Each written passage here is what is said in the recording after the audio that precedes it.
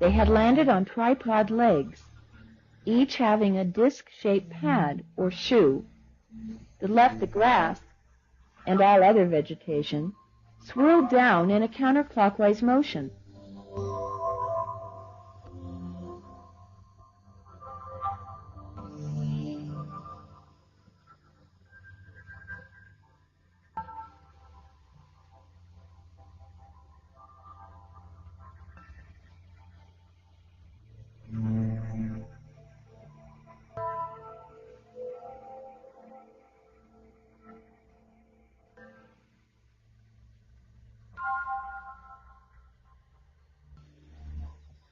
The counterclockwise print baffled the observers, including Billy, until, in a follow-up contact, Billy posed the question to Samyasa, and she explained that the round surface area of the support legs also vibrate as part of the entire spaceship in a spiral-shaped anti-gravity oscillation.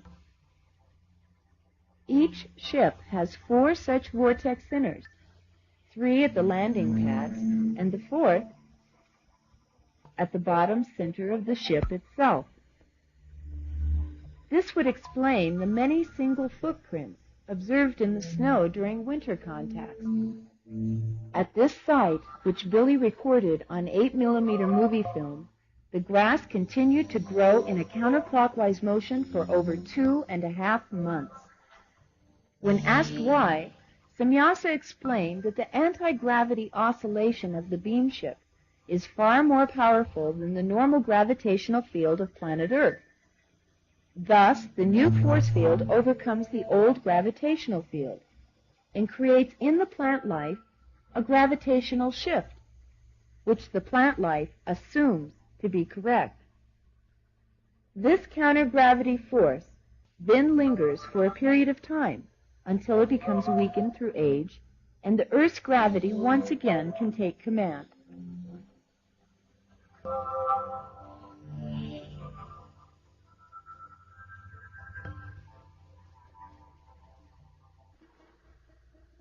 On numerous occasions, the Pleiadians had allowed demonstrations for Billy and his friends to record the sounds of the beam ships, while the crafts remained invisible to observation.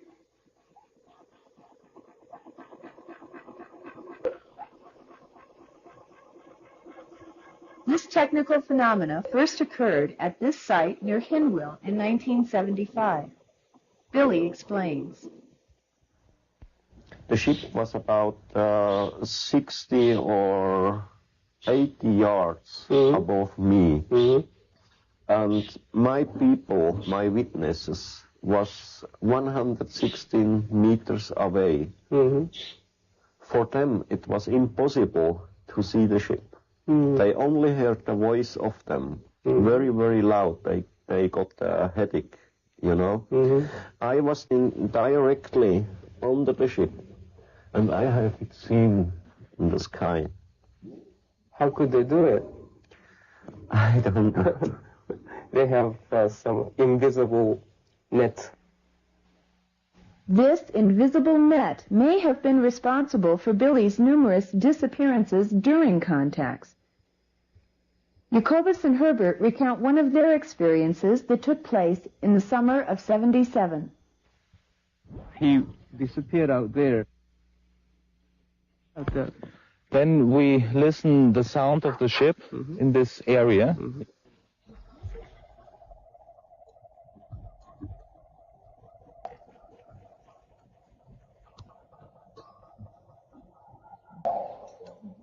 And I ran to Jacobus and said to him, please stop the tractor, because we want to listen to the sound.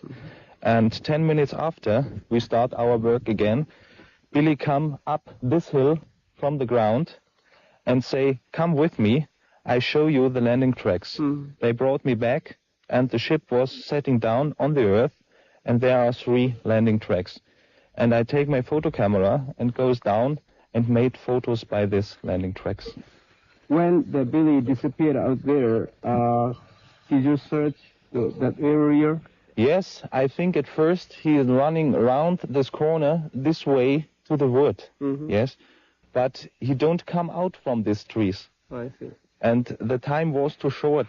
He's not an Olympic gamer, you know. Mm-hmm. It was some seconds only. Mm. And he must be disappeared on this corner down there.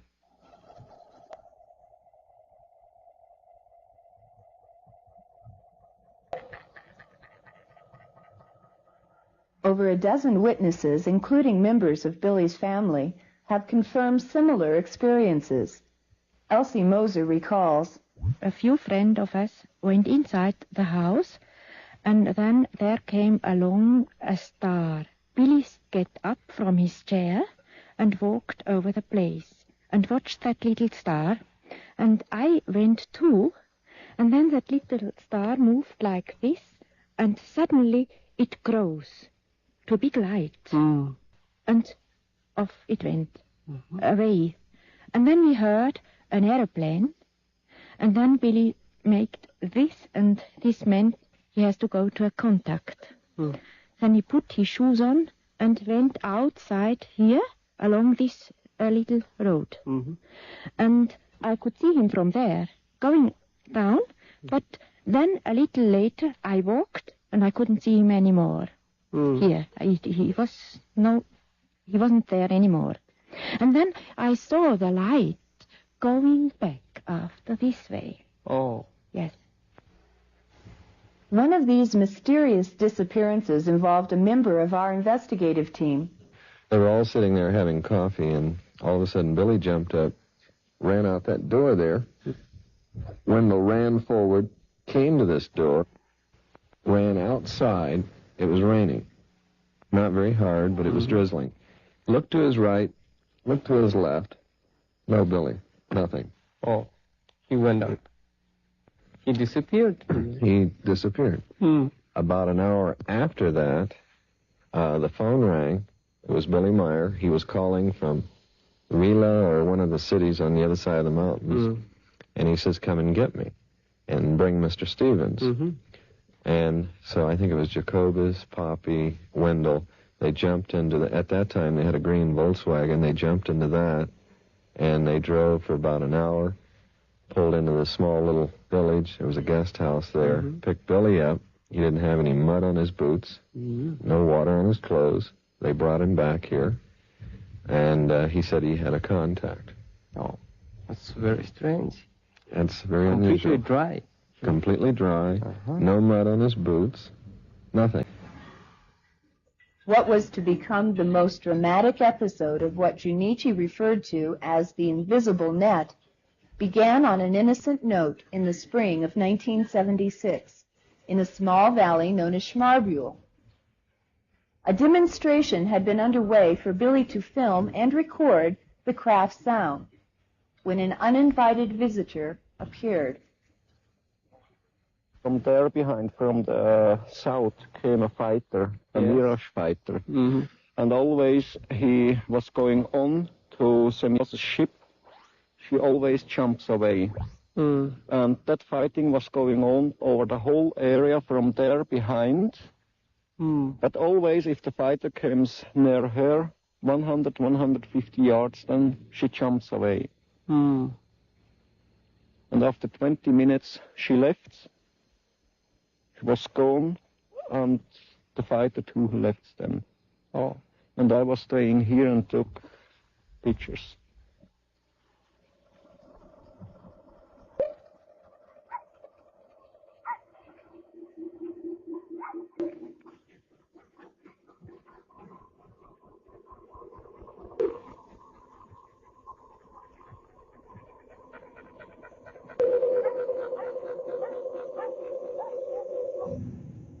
Tom Welch was coordinating the scientific research in the United States. He coded this photograph, the jet fighter scene, and turned it over to science investigator and computer analyst Jim Dilatoso. Jim had analyzed over a dozen of the Meier photographs, searching for strings, overlay, or double exposure trickery. None were found. Further analysis showed that the distance of the jet was over 2,000 yards away from the lens of the camera, and the size of the craft was about 22 feet in diameter. But the most interesting discovery came when an energy field was detected, originating from the craft and creating an unusual pattern around it.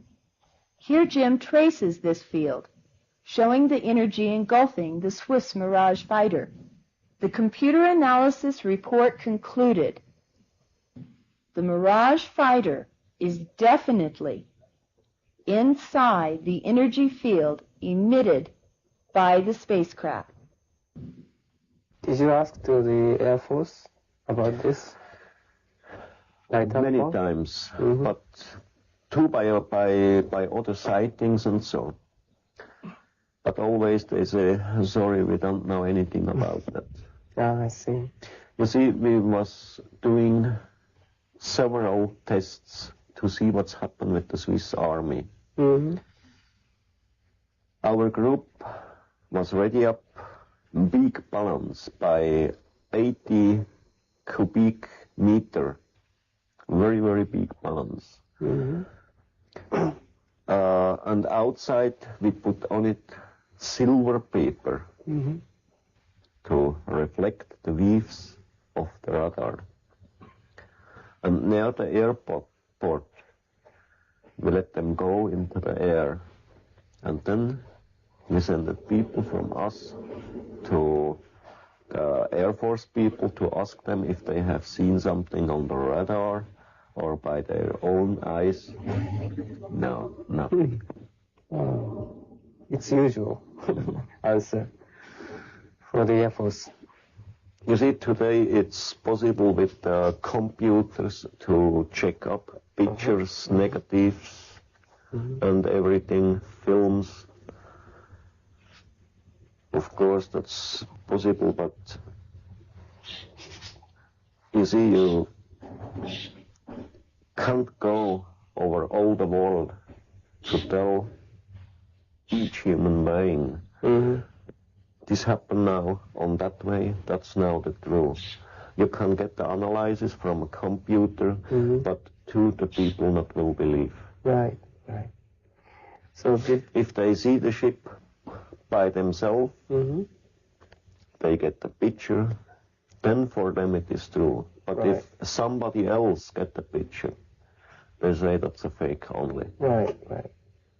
So did they tell you why they are not going to show up himself? I mean, themselves, why they don't come visibly to the people? Yeah, you see, they told me different reasons.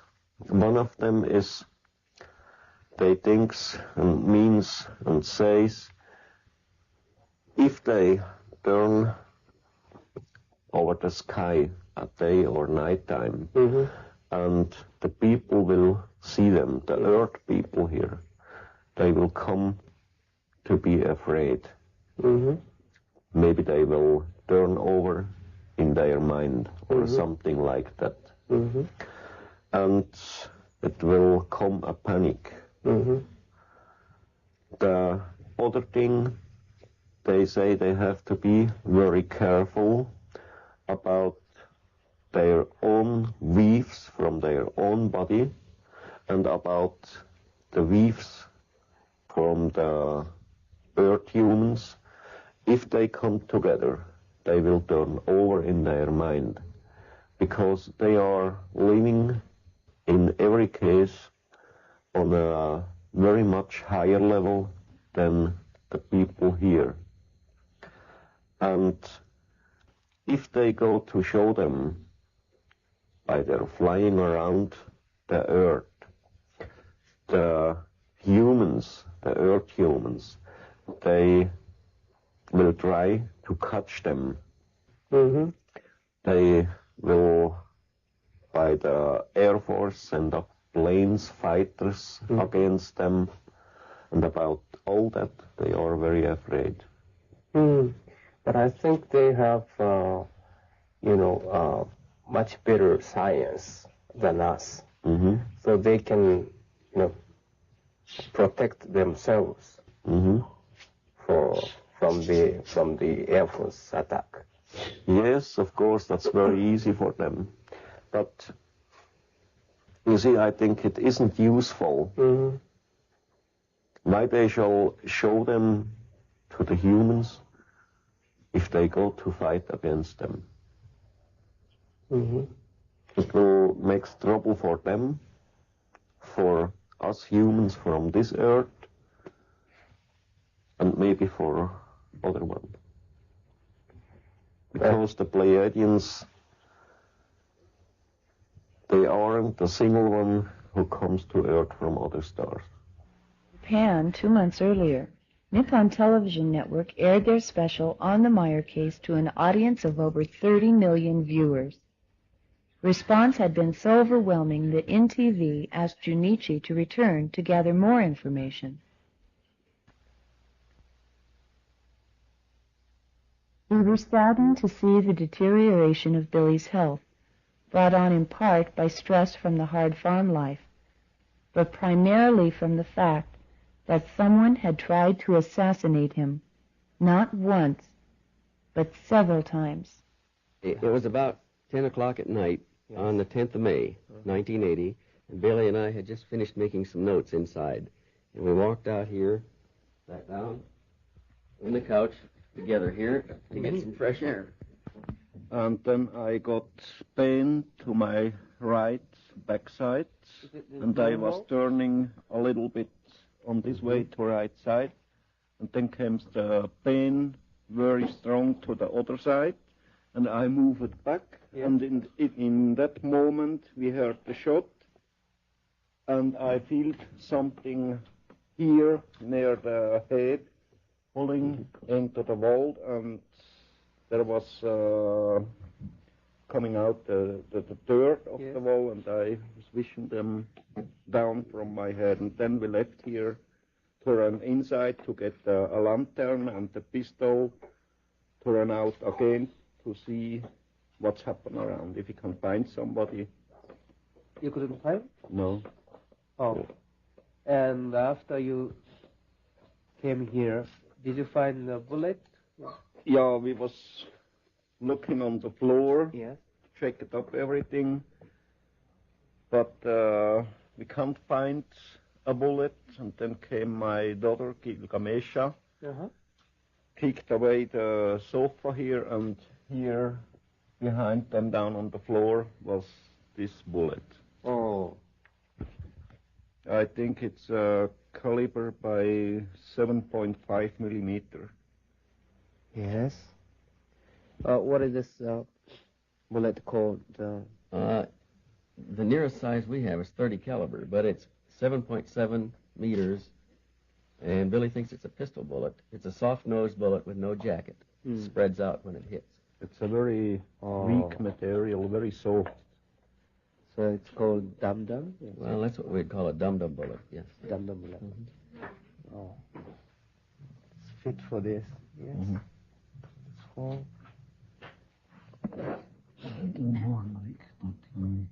yes. Oh, I see. So I think it's correct. I see. When did it happen? This happened about a minute after 10 o'clock at night in the dark. I mean, the date. On the 10th of May, 1980. This last seventh This time. year? This year, yes, sir. So only 1 month ago? No, it was May. It was about 5 months ago. 5 months ago. Mm-hmm. Oh, and it was just 1 inch. It was. We measured. It was. It hit the wall less than 8 inches from the center of his eyes at eyebrow level.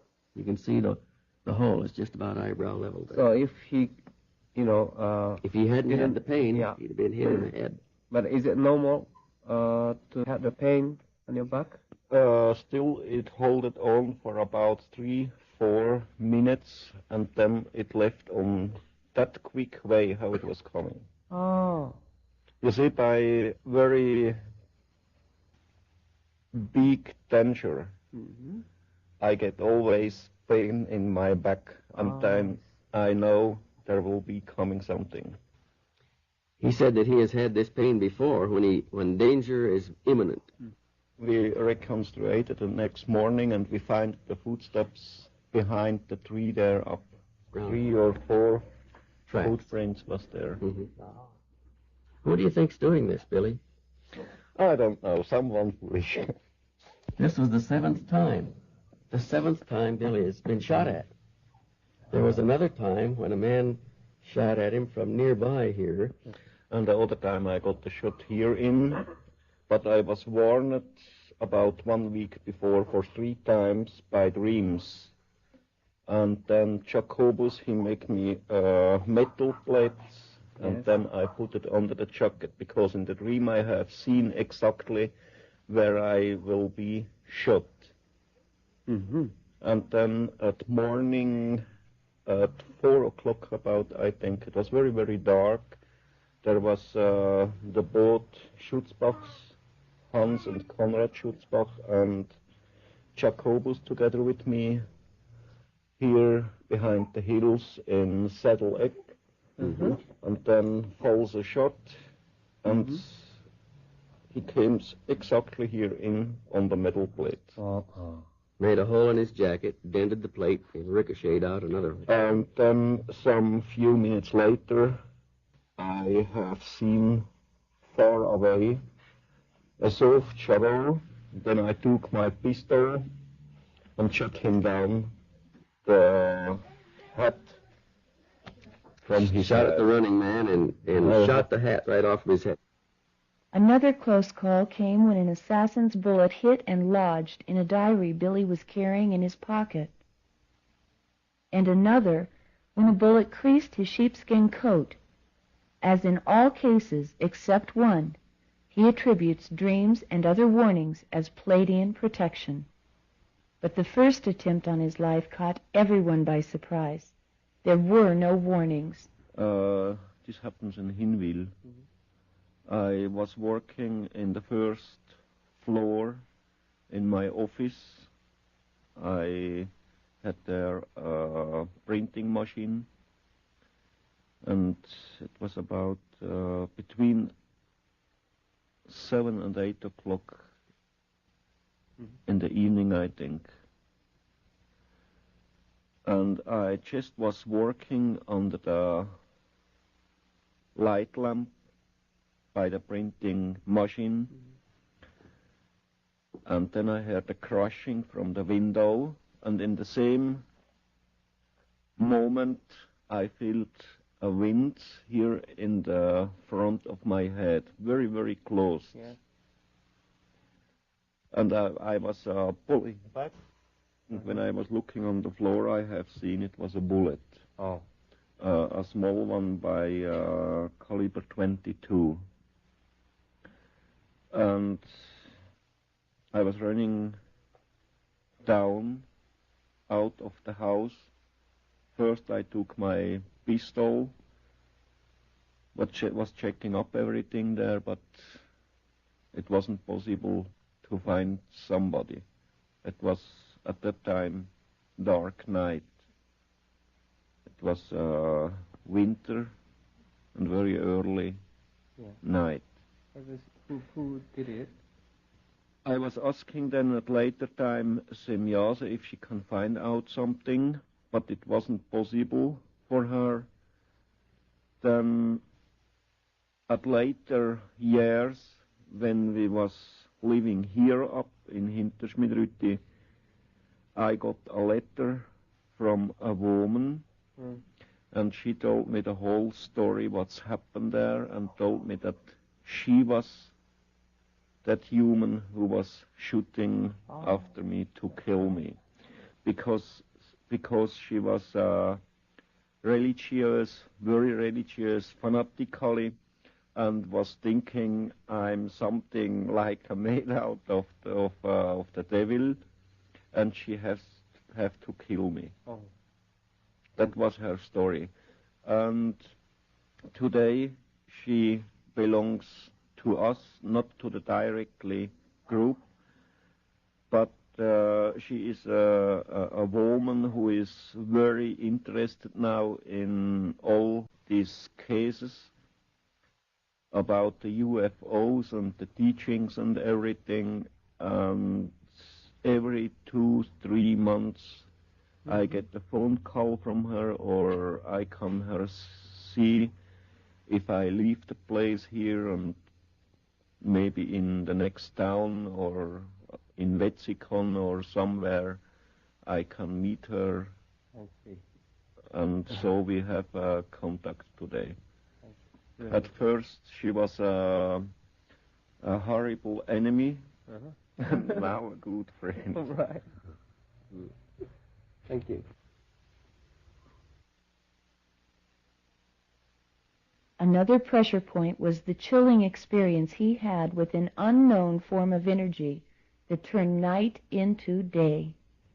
At first, when I saw it, it was here up behind the hill. Yes. And then I left very quick up to the clouds. Yes. And then it came here down over the parking place, and then it left to this side. Oh, I see. And what is this? What do you think is this? What it is really, I don't know.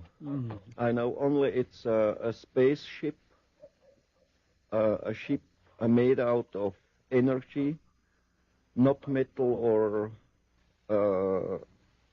a hard material. But what it is really, I don't know. So this is different from the Pleiadian ships. The strange energy form moved west to east, manifesting a brilliant intensity that illuminated the distant mountains and meadows, while at the same time it constantly changed form. Did you ask to the Pleiadian, what is this? Yeah, they didn't know what's really happened with these ships and which kind of energy they are. Oh, I see. So this must be energy. That's real energy. I see. That I was told by the Pleiadians, but they too didn't know which kind of it. Oh, so they don't know. They know only these ships belongs to small people by about 70 or 75 centimeters. Yes. Coming from the another planet. From very far from another galaxy. Oh, I see. But they don't know them. This incident would remain a mystery. However, tired and recuperating from bronchial pneumonia, Billy did provide answers to many questions in an extensive interview, beginning with, what do the Pleiadians look like? They look like humans from the Earth. Yes. And They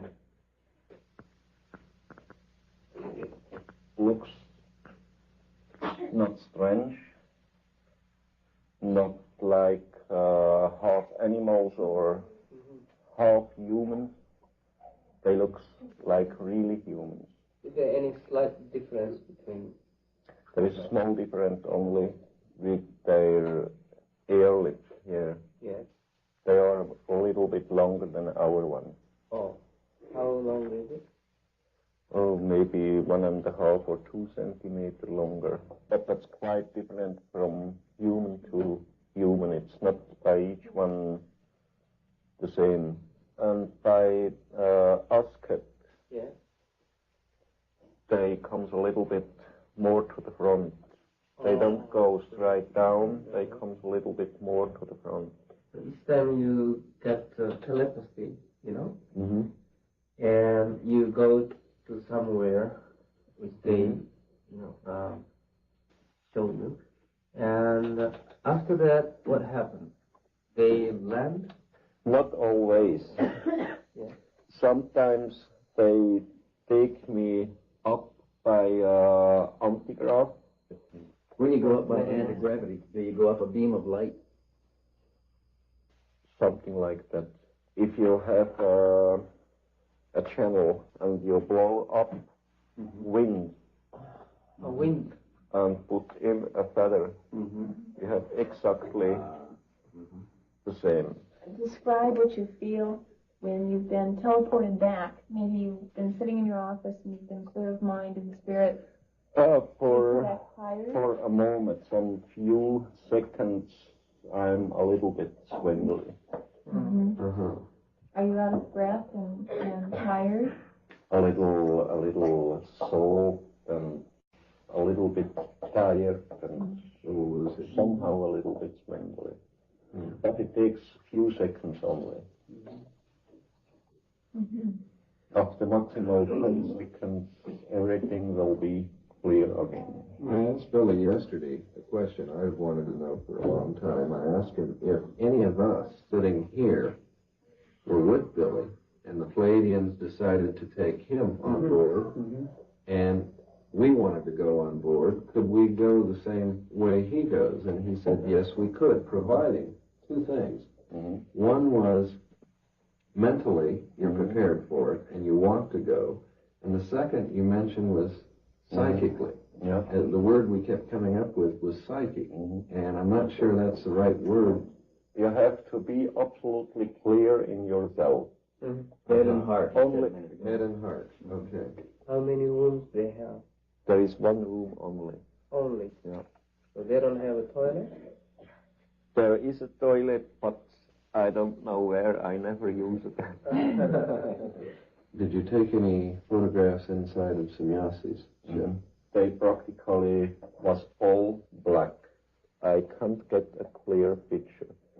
And they told me they was trying for years with our film material, what we have here on Earth, to get good pictures. They never can do it. Maybe there's a radiation level or some kind of frequency level that distorts. Can you describe the windows in the spacecraft? They're very complex. That's a funny thing. It looks like glass and it looks like metal. And in each different atmosphere you enter, the color will be changed automatically. The atmosphere like on Earth, the windows will be colored by orange. By a methane atmosphere, it will be, I'm not sure now, but I think yellow. Methane, yellow. Methane shows yellow. But I'm not sure. And you can see through the window. You can see through the window. There is the whole thing a window. It's metal, but you can see through them like normal glass. What they told me here on Earth shall be about 8 different human races. They are here exploring, they are here studying, they are here doing watching duties and so.